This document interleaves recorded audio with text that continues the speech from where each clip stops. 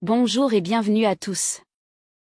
Faire de véritables pas dans notre processus de démocratisation, donc vers un État guinéen stable, un État guinéen alors prêt effectivement à se développer, parce que sans la stabilité politique, alors voilà, on ne peut pas développer le pays, n'est-ce pas? Comme disait l'autre, Sidya Touré, Premier ministre, je vais toujours répéter cela, quand il vient d'être nommé par Lansana Conté, la question a été posée, quel sera son programme? Alors Sidya Touré disait, bon écoutez, faites-moi une bonne politique, je vous ferai une bonne économie. Vous voyez, alors la bonne économie dépend de la bonne politique, dépend de la stabilité politique chaque compte guinéen. Très bien, alors j'ai mon thème d'information ce soir, je suis intervenu ce matin. Alors, c'est un peu la suite donc de mon thème de ce matin. Alors, je vais parler tout simplement du choix fait par Mamadi Doumbouya. Alors, le choix politique, son choix pour effectivement voilà, gérer la Guinée politiquement, n'est-ce pas? Alors, moi, je dis que le choix politique fait par Mamadi Doumbouya est un échec. Et je vous explique dans ce direct pourquoi c'est un échec. J'explique les raisons, chers Guinéens, très clairement. Oui, on va se battre, nous sommes tous des Guinéens, nous aimons notre pays, c'est vrai.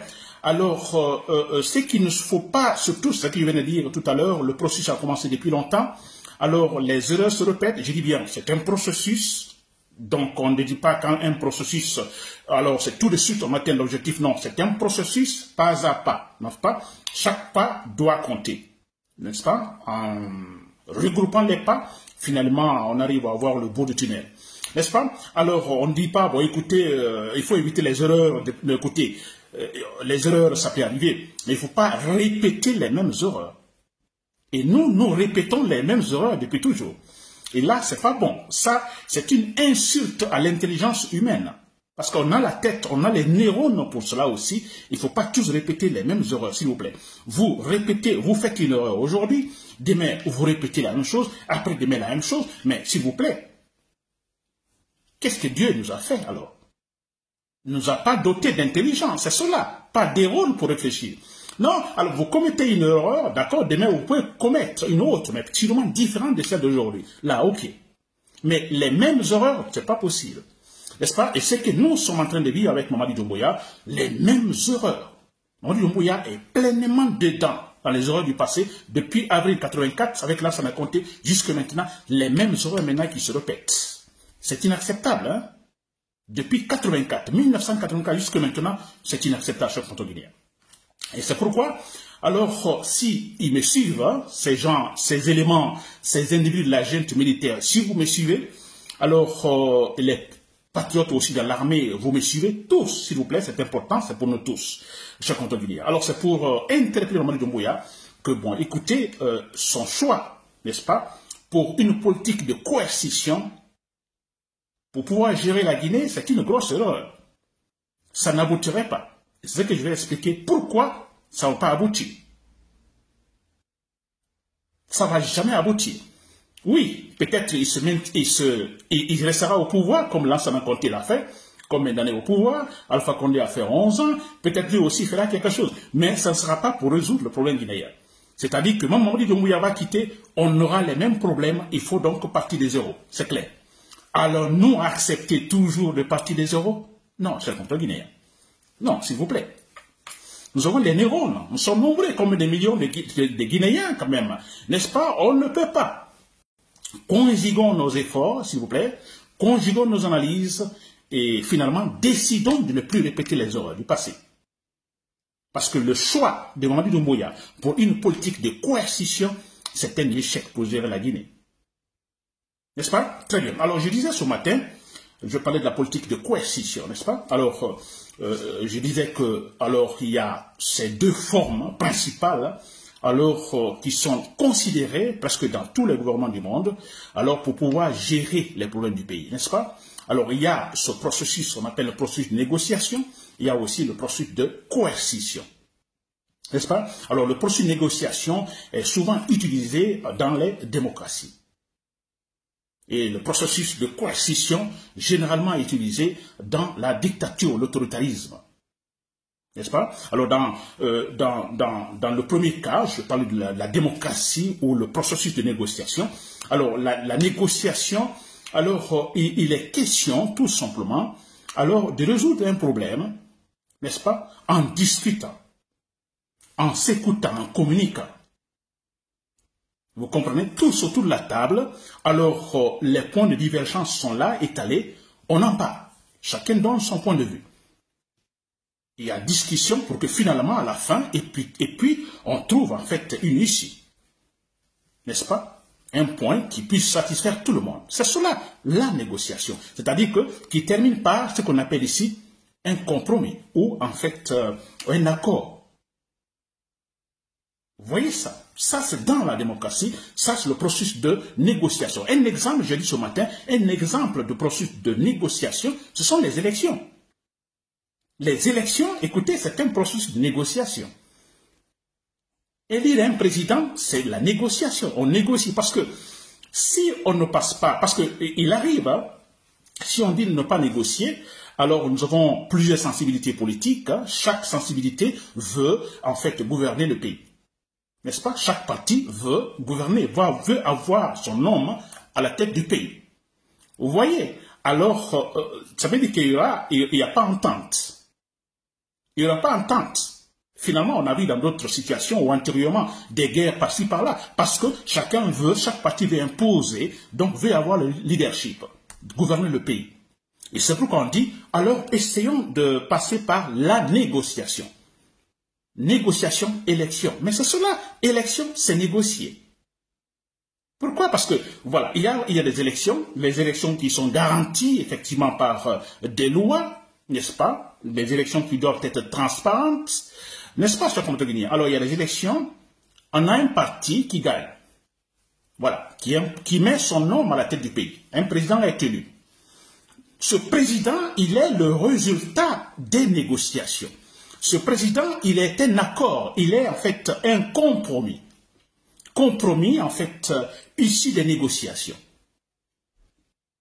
Vous voyez comme une fois, c'est important. Alors, c'est pourquoi quand il est élu, là, il n'y a plus de guerre, il n'y a plus de discussion. On se dit, bon, écoutez, il est élu, bon, il a gagné. N'est-ce pas? Les protagonistes ne vont plus se battre parce qu'ils disent que celui qui est élu, il est le résultat, en fait, disons, des accords, le résultat des négociations. Voyez-vous, chers compatriotes guinéens, je pense que ce point est très bien compris. Je m'adresse à tous les Guinéens, aux militaires, à Mamadi Doumbouya et ses hommes. C'est vrai, soyons intelligents, ne répétons pas les mêmes erreurs à Mamadi Doumbouya. C'est que vous faites là, vous n'aimez pas la Guinée, Mamadi Doumbouya. N'est-ce pas? Appliquer une politique qui ne va pas marcher, vous savez que ça ne va pas marcher, mais vous voulez tout simplement satisfaire vos desiderata personnels. C'est cela, c'est de l'égoïsme, vous n'aimez pas la Guinée. Parce que tantôt, dès que vous quittez, bon écoutez, voilà. Table rase. On dit, bon voilà, on reprend. Mais c'est cela. Mais disons, soyez intelligents, évitons cela, n'est-ce pas, chers compatriotes guinéens? Et voilà le but de ce direct, n'est-ce pas? Soyons intelligents, réfléchissons, analysons, chers compatriotes guinéens, évitons les souffrances pour rien. Aimons les générations futures, c'est cela. Parce que si Mamadi Doumbouya, vous voulez faire 20 ans, 30 ans, vous aussi au pouvoir, vous allez quitter, mais écoutez, ça a des répercussions sur les générations qui viennent, futures générations, mais c'est clair. N'est-ce pas? Très bien. Alors, je continue avec cette analyse. Alors, je parlais tout à l'heure de cette politique de négociation de la démocratie. N'est-ce pas? Alors, dans l'autre cas, c'est-à-dire la coercition, alors quand je parle de coercition, il est question de contrainte, de forcer quelqu'un à faire quelque chose contre sa volonté. N'est-ce pas? Et ce que Mamadi Doumbouya tente de faire maintenant. Alors, on va forcer. Vous faites comme moi je le veux. Donc là, dans ce cas, c'est généralement dans la dictature ou dans le totalitarisme, en fait, il n'y a pas de négociation. On a un seul qui tape sur la table. Donc voilà, ce sera, vous respectez ça.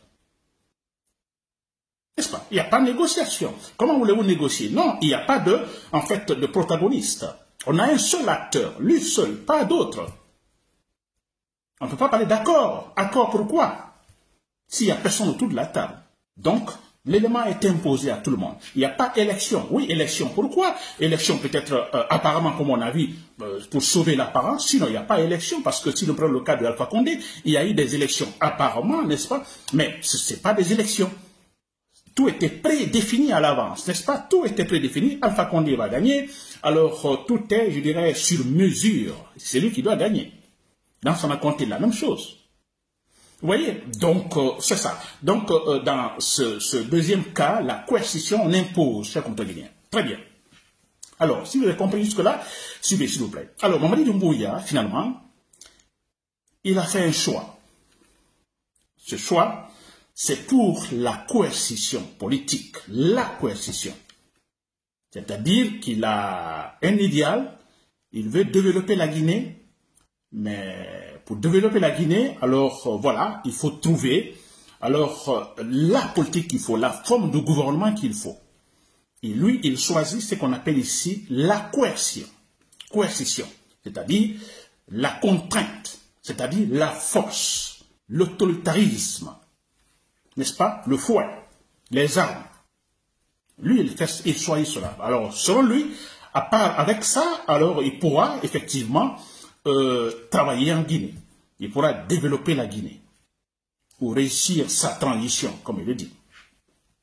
N'est-ce pas? Alors, vous avez compris. Alors, moi, je me dis, ça va échouer. Pourquoi ça va échouer sur le compte guinéen? Ce point est très important, suivez-moi bien. Pour vous dire, comme une fois, en Guinée, il nous faut de la démocratie. Dans un pays comme la Guinée, polarisé à tous les niveaux, quand je dis polarisé ethniquement, communautairement, ça c'est vrai. La Guinée, très polarisée, politiquement aussi. Je prends la Basse-Côte, n'est-ce pas, qui est déjà une polarisation ethnique. Je prends la Moyenne Guinée, c'est une polarisation ethnique différente de celle mais c'est vrai, de la Basse-Côte. Je prends la Haute-Guinée, c'est une polarisation ethnique différente de celle des deux, je vais les citer. La Guinée forestière, la même chose, une autre polarisation ethnique différente. Vous voyez-vous, je dis bien différent. Ceux qui disent que la Guinée est une famille, c'est un mensonge pour, en fait, paraphraser Bamamoudou, feu Bamamoudou. Quand on disait que la Guinée est une famille, c'est pas vrai. La Guinée n'est pas une famille. La Guinée n'est pas une famille. Il y a bien sûr de grandes différences entre la Basse-Côte, entre la Moyenne Guinée, la Haute Guinée et la Guinée forestière. Il y a différences culturelles, ethniques, communautaristes, mais c'est vrai. C'est pas une famille, s'il vous plaît. N'est-ce pas? Alors, comment peut-on parler d'une famille, la Guinée est une famille, si on a certains qui disent que, alors non, vous ne pouvez pas arriver au pouvoir. Vous comprenez? Et là, ça commence. Quand on dit non, vous, telle ethnie ne doit pas arriver au pouvoir. Vous ne devez pas faire de la politique. Et d'autres disent, nous sommes les meilleurs. Et les autres, non, vous, d'ailleurs, on n'en parle même pas. Vous comprenez? Et ça, on dit que c'est une famille. Ce n'est pas une famille, s'il vous plaît. Ce n'est pas une famille. Comme ce n'est pas une famille, n'est-ce pas? C'est la politique d'organisation qui nous réunit. Vous comprenez? La Guinée, avec les 4 régions, chers compatriotes guinéens, il faut trouver une politique qu'il faut pour pouvoir gérer ces différentes polarisations ethniques, non seulement ethniques, culturelles, politiques. Il faut une véritable politique pour gérer cela. N'est-ce pas? Alors, je me dis, si Mamadi Doumbouya fait le choix pour une politique, disons, de coercition, est-ce franchement la solution pour gérer ces 4 régions naturelles, polarisées ethniquement? Je dirais même gravement polarisées, mais c'est vrai. On dit encore, vous êtes des étrangers. N'est-ce pas? On dit vous êtes des étrangers. Vous êtes des étrangers, ou vous n'avez pas droit à la politique, vous êtes ceci, vous êtes cela. N'est-ce pas? Quelle politique faut-il pour finalement gérer, en fait, de telles communautés? S'il vous plaît, c'est très important, cher compagnon. Dites ce que vous voulez, pensez ce que vous voulez, mais moi je vous dis sûrement à 100% que c'est cela, la réalité. Alors, on ne va pas écouter, on ne fera pas, Mamadi Doumbouya faire ce qu'il veut parce qu'il a envie de se maintenir au pouvoir. Ok, quand il va partir, bon voilà, on reprend. Ça c'est clair. Un autre état pour nous, n'est-ce pas? Très bien. Alors, Mamadi Doumbouya donc a fait son choix. Il faut, disons, de la coercition, c'est-à-dire il faut l'autoritarisme. Il faut, en fait, pas de liberté d'expression. Non, on ne veut entendre personne. Nous qui sommes au pouvoir, ce petit groupe va imposer ce qu'il faut. N'est-ce pas? En fait, ce petit groupe seul est au-dessus de la loi. N'est-ce pas, cher compagnon guinéen? Très bien. Alors, je disais tout à l'heure que avec cette politique de coercition, Mamadi Doumbouya a fait son choix. Pour lui, ça va marcher en Guinée. Alors moi, je me dis, ça ne peut pas marcher parce que la politique appelée, le processus politique appelé coercition, écoutez, ne peut en aucun cas, en fait, gérer une communauté ou des communautés où il y a beaucoup plus de polarisation, surtout ethnique, culturelle. Vous comprenez? Parce que la politique de coercition, il n'y a pas de négociation. On ne parle pas de négociation. N'est-ce pas? Il n'y a pas à s'asseoir autour de la table. On ne doit pas écouter les partis. On a un groupe qui est là au pouvoir qui doit imposer. Vous voyez la contradiction. Vous voyez le paradoxe. On est dans une communauté, une société polarisée, ethniquement, différente ethniquement par-ci, par-là. N'est-ce pas? Qu'on veut imposer une idée. On ne veut écouter personne. Est-ce que vous pensez que ça peut marcher? Ça ne peut pas marcher.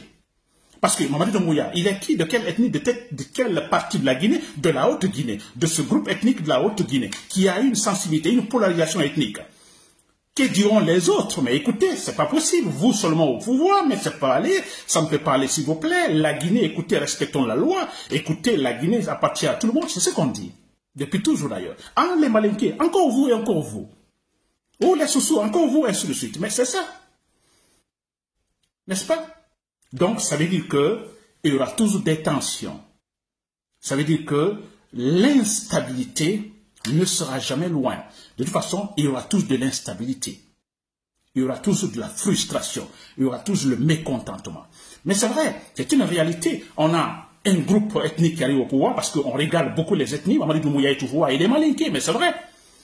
Et c'est vrai, et dans la réalité, c'est vrai. Mamadi Doumbouya est au pouvoir. Quels sont les gens qui sont plus favorisés? Ce sont les malinqués. Et regardez dans l'armée, ce sont les malinqués. Dans l'administration, ce sont les malinqués. Dans la police, partout. Mais c'est une réalité. Alors on a eu Dadis Camara qui est arrivé au pouvoir. On a vu la même réalité. Quand Dadis est arrivé au pouvoir, mais allez-y, dans l'administration, il y avait beaucoup plus de forestiers. À la police, je me rappelle, au commissariat, par exemple, disons, à Conakry, s'il vous plaît, mais c'était plein de gens venant de Beila, de Konyaké, bon, liés à Dadis Camara, de la forêt par-ci, par-là. C'est vrai, dans l'armée, plein de forestiers, c'est une réalité. Écoutez, c'est pas comme ça, mais c'est une réalité. Là, on s'en a compté la même chose. Vous voyez, donc il y a cette tension-là.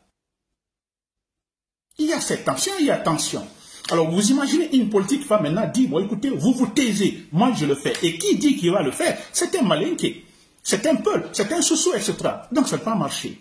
Il n'est pas, en fait, le résultat d'une négociation. Mamadi Doumbouya n'est pas le résultat, disons, il ne résulte pas d'une négociation.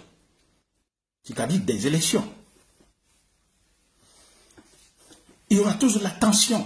Et tant qu'il y a la tension, s'il vous plaît, on ne peut pas gérer la Guinée. Tant qu'il n'y a pas la stabilité, on ne peut pas gérer. Parce que le pouvoir qui est là aura beaucoup plus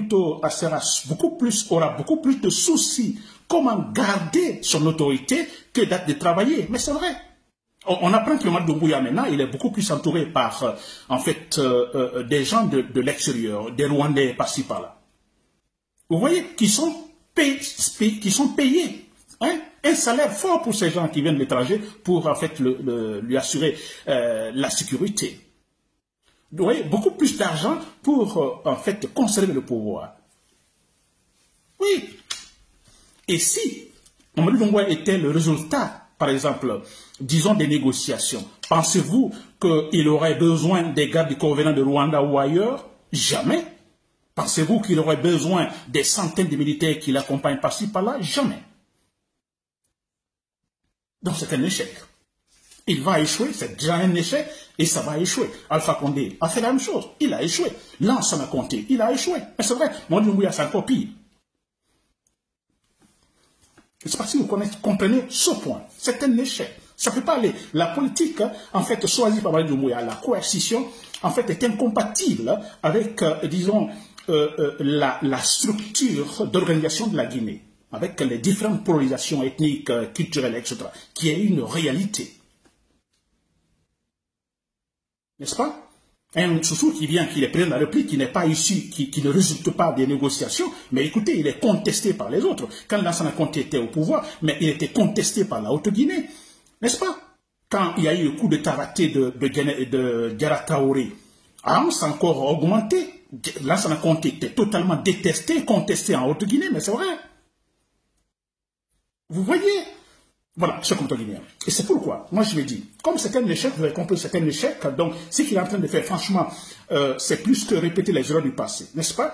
C'est pourquoi, ce qu'il nous faut, nous nous battons pour ça, c'est la démocratie, c'est-à-dire la négociation. Que le président, celui qui vient au pouvoir, qu'il soit le résultat des négociations, des élections. Mais c'est vrai. Et aussi, avec la démocratie, avec les négociations, vous voyez comment seule la démocratie peut résoudre des problèmes de polarisation ethnique, culturelle dans un pays. C'est la meilleure forme de gouvernement qui est capable de le faire. Excusez-moi. Regardez Nigeria. Nigeria, c'est beaucoup plus donc, de polarisation ethnique. Beaucoup, des centaines. N'est-ce pas? Mais ils sont arrivés à résoudre cela à travers la démocratie, c'est-à-dire à travers des négociations. Et je vous dis pourquoi. Parce qu'avec, excusez-moi, ma voix qui s'en va, avec les négociations, chers contre guinéens, je disais, quand on parle de négociation, donc il est question, disons, on a la présence des différents protagonistes. Je prends le cas de la Guinée, il y a les différents protagonistes sont là, des 4 régions naturelles de la Guinée. Ils sont là autour de la table. Vous comprenez? Donc l'esprit même est important parce qu'on accepte d'écouter tout le monde. Ça déjà, c'est un grand pas. Que vous soyez minoritaire ou majoritaire, vous êtes écouté, vous êtes autour de la table. Vous êtes écouté. N'est-ce pas? Et qui parle de négociation, obligatoirement, il y a des accords. Peut-être ça peut prendre du temps à un moment donné, ça prendra du temps, mais il y aura des accords, il y aura des compromis entre les protagonistes appartenant aux différentes polarisations ethniques dans le pays. Vous voyez? Alors, vous comprenez comment donc la démocratie est la seule forme de gouvernement capable effectivement de résoudre des conflits dans un pays très polarisé ethniquement? C'est la démocratie. Parce qu'ils trouvent un accord. Quand il y a accord, mais écoutez, il n'y a plus de discussion.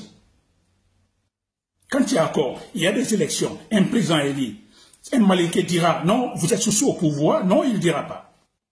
Il sait qu'ils sont passés par quelque chose, par des négociations, en respectant les lois. Un peuple, donc, s'opposera-t-il à un Guerzé qui, à travers les élections, est arrivé au pouvoir? Il ne le fera pas. Qui s'opposera à un peuple une fois au pouvoir, il ne s'opposera pas, parce qu'il se dit non, il est le résultat tout simplement des négociations.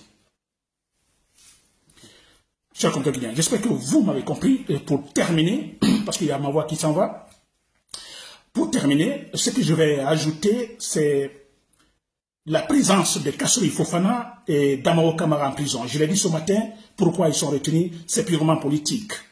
Nous savons tous, d'Amaro Camara, il a une capacité de pouvoir réunir des hommes autour de lui et combattre Mamadi Doumbouya. Nous savons tous que Kassory Fofana, il a cette intelligence de pouvoir résoudre, plutôt réunir des gens autour de lui, donner des discours pour pouvoir inquiéter Mamadi Doumbouya. Ils sont en prison pour cela. Donc Mamadi Doumbouya ne les laissera pas sortir, ça c'est clair. Si nous ne nous battons pas, n'est-ce pas, tous les militaires, vous qui êtes fidèles à Kassory Fofana ou à Damaro Camara, tous. N'oubliez pas de vous abonner et d'activer la cloche de notification pour rester informé de nos prochaines vidéos. Restez à l'écoute pour les développements passionnants à venir.